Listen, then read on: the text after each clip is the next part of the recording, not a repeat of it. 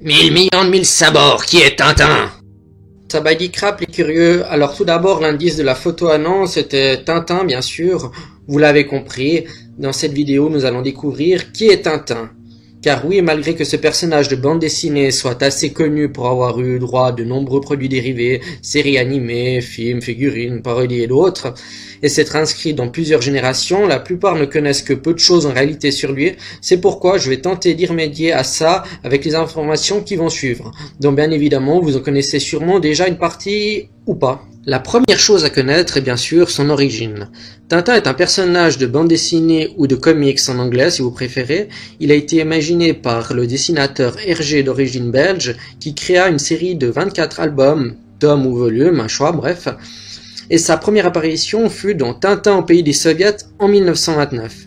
Il est possible que ce Tintin soit un des parents d'un autre personnage créé en 1926 par Hergé aussi, nommé Totor, le boy scout belge. Bien que ses aventures ne fassent jamais référence à sa famille et son passé, le physique de notre ami est aussi très proche de Tintin Lutin, créé lui en 1900 et quelques. Mais qui est-il vraiment? Tintin est un reporter journaliste assez jeune qui travaille pour le journal Le Petit 20e, journal qui existe réellement lors de la création des sorties des tomes.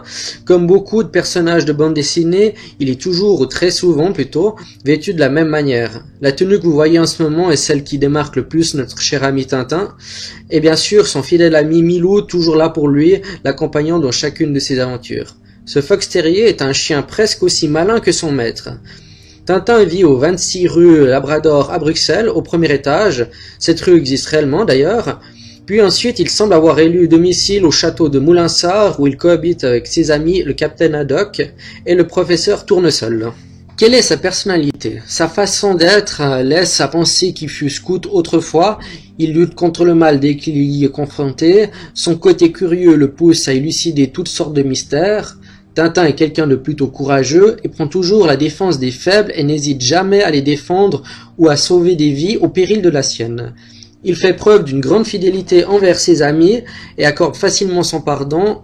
L'un des côtés amusants de ce personnage est sa capacité à pouvoir manipuler son entourage. Cela bien que ce soit mal en soi, il n'utilise ce don que pour ramener ses amis ou d'autres personnes sur le bon chemin. Avec son tempérament calme, il analyse toujours toutes les situations avant d'agir. Il a une très bonne maîtrise de soi et ne s'est réellement énervé que dans deux situations. Dans Tintin au pays des soviets, lorsqu'il se retrouve enfermé dans une cage d'égout, en train de jurer et de frapper à coups de pied la cage, et dont On a marché sur la lune, lorsque le capitaine complètement ivre décide de quitter la fusée. Tintin est en réalité un héros, sans trop de défauts, le type même du gentil. Mais il y a un personnage qui comble ce côté, celui de la tentation, Milou, son compagnon canin. Oui, en effet, Milou a tendance à se laisser séduire par certains vices quand il est confronté à des choix, mais se montre toujours fidèle envers son maître en définitif. Sinon, Tintin n'a jamais tué qui que ce soit, pas même l'un de ses adversaires par accident. Même s'il fait usage d'armes à feu, c'est toujours pour se défendre, il se contente que de neutraliser ses ennemis en les blessant. Sinon, quel est son potentiel? Intellectuellement, Tintin est intelligent, imaginatif, il possède un esprit déductif, un peu comme Sherlock Holmes, mais qu'un peu seulement, et utilise la ruse dans ses aventures. Il est plutôt doué avec les langues, il est aussi très bon comédien, de cela il se déguise souvent et sait se montrer très convaincant. Il sait conduire des automobiles, motos, locomotives, et même monter à cheval, également tenir la barre d'un bateau ou piloter. Physiquement, bien qu'il soit chétif, il est capable de tenir tête à des adversaires bien plus costauds.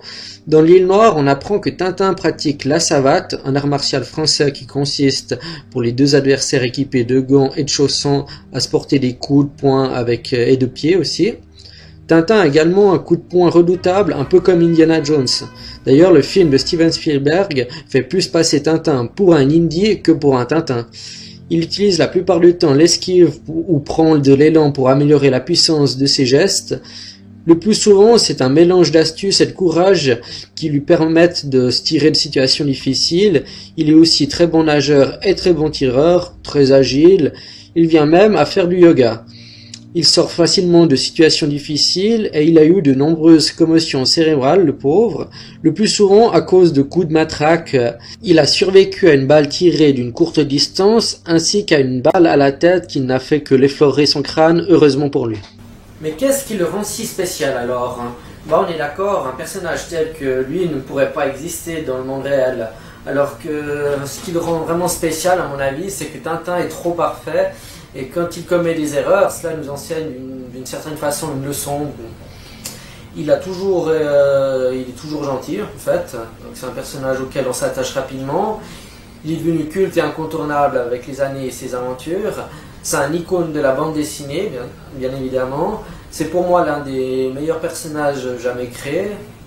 C'est d'ailleurs pour cela aussi que je fais cette vidéo, parce que j'aime bien Tintin.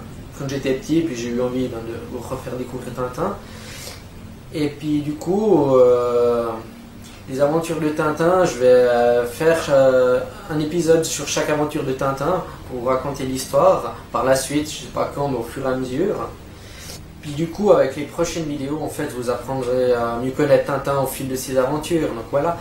J'espère que l'épisode vous aura plu. Moi, ça m'a fait plaisir de le monter et puis de retrouver Tintin après toutes ces années. Et bien sûr, si elle vous a vraiment plu, n'hésitez pas à mettre un pouce bleu, ça me fera plaisir. Partagez ma vidéo, laissez des commentaires si vous en avez. Puis moi, je vous retrouve normalement la semaine prochaine pour une autre vidéo hebdomadaire. D'accord ?